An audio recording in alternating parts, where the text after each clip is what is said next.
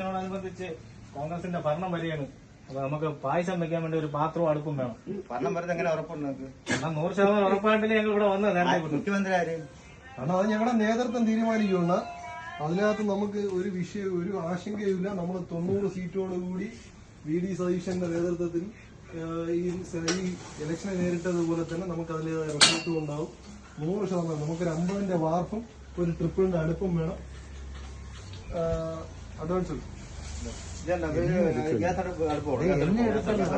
അരക്കുറ്റി gas കൂടി ഉണ്ടെങ്കിൽ ട്രിപ്പിളിന്റെ ഒരു അടുപ്പ്, ഒരു 50ന്റെ വാർപ്പ്, പിന്നെ ഒരു അരക്കുറ്റി ഗ്യാസ് കൂടി കിട്ടി. അപ്പോഴ് അങ്ങനെയാണെങ്കിൽ ഞാനൊരു 10 കവർ പാല് ഇതിന് സ്പോൺസർ ചെയ്യാം. ഓക്കെ. ഇത് UDF വരുന്നത് എങ്ങനെ? ഉറപ്പുണ്ടാവണം.